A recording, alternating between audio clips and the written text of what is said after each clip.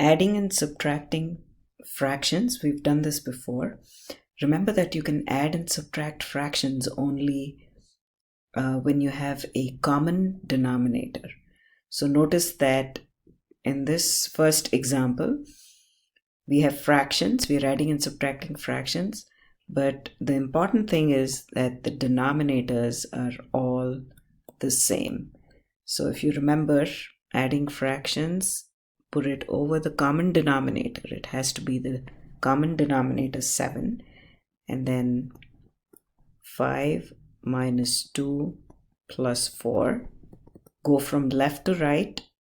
Whatever comes first, do that first. 5 minus 2 is 3. 3 plus 4 is 7. And you get 7 over 7.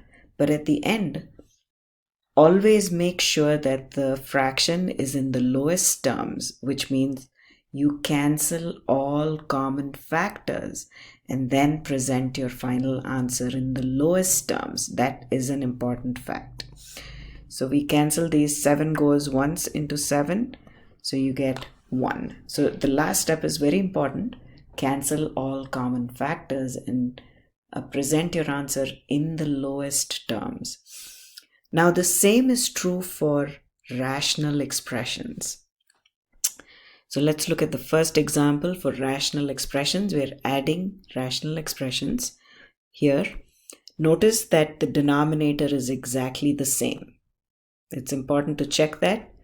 If the denominator is exactly the same, then make sure you have a big line and then the common denominator, which is 5x plus 2. And then in the numerator, we have 5x and of course plus 2. So what we have is 5x plus 2 over 5x plus 2. Now the addition is complete, but you have to present your answer in the lowest terms. So we can cancel the 5x plus 2's. So you get a 1. Notice the similarities between adding fractions and adding rational expressions. So here again, we have in the second example, 2 rational expressions that we're going to add.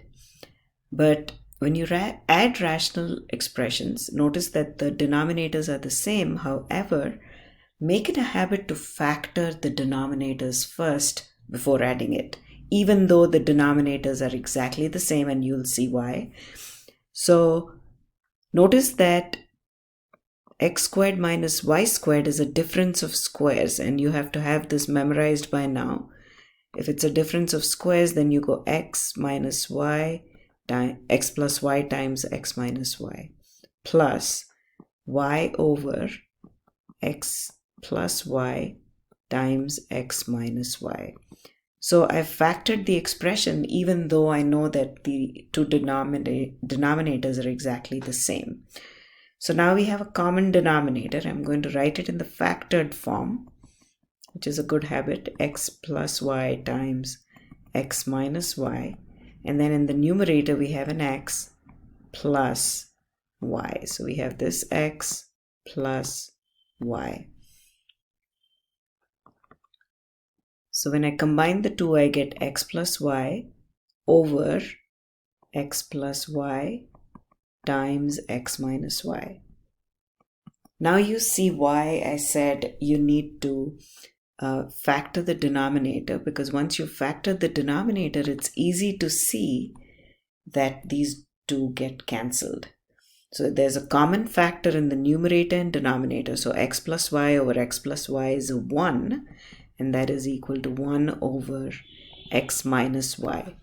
Now you could have factored the denominator in the last step. However, I think it's a good idea to do it ahead of time, so that way you don't forget, and sometimes in a rush you might not see that there's a common factor. So it's best to factor the denominators ahead of time, so that way when you combine the fraction, it'll be easy for you to cancel common factors and present your answer in the lowest terms.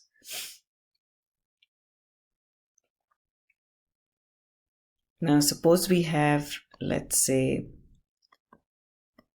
1 over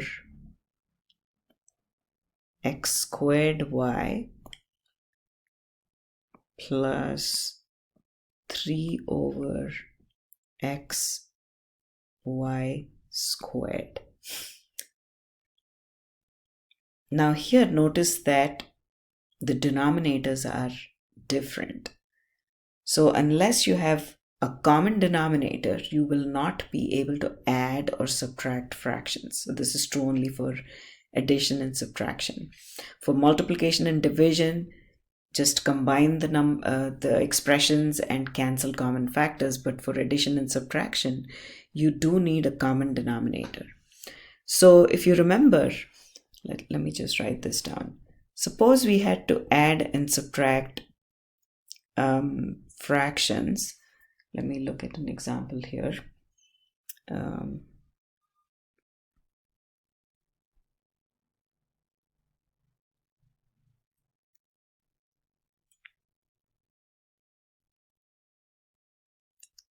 just taking something from your textbook. So 6 over 28 minus 5 over 42. And we need to find the LCM or the LCD, least common denominator or the least common multiple. So if you remember the techniques, we've used the prime factorization method, which means we break down each number into its prime factors.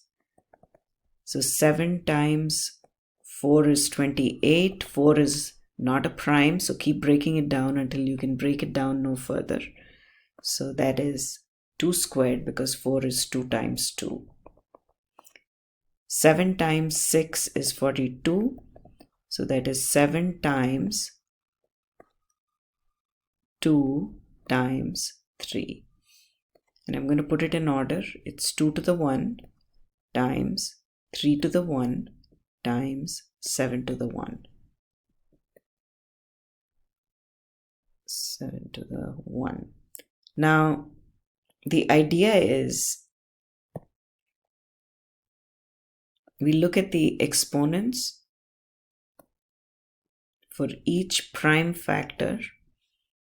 And this is, of course, a 1. So look at each prime in the two expressions, completely factored and put in the exponential form. Notice that it's in the exponential form. It should be complete. It should be in the exponential form. And each piece, each of these numbers should be a prime number.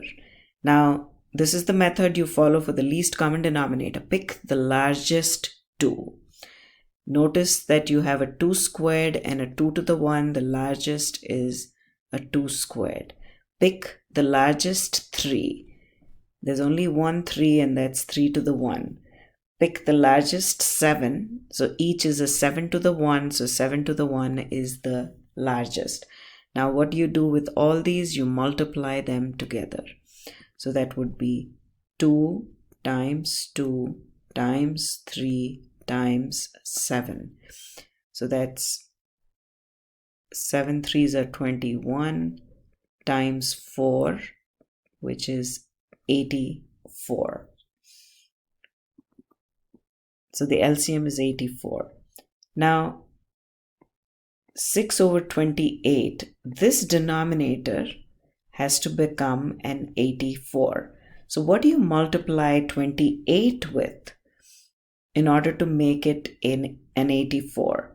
So let me show you how this is done easily. We did this in Math 098. So 2 times 2 times 3 times 7 is 84. We're going to use this factored method. I know that 7 times 4, 2 times 2 is 7 times 4 is 28. What's missing is a 3. So it's the same as saying 28 times 3 is 84. I want you to use this method to figure out what you need to multiply with. So we need to multiply this with a 3 and this with a 3. 6 times 3 is 18. I'll probably put that in the next step.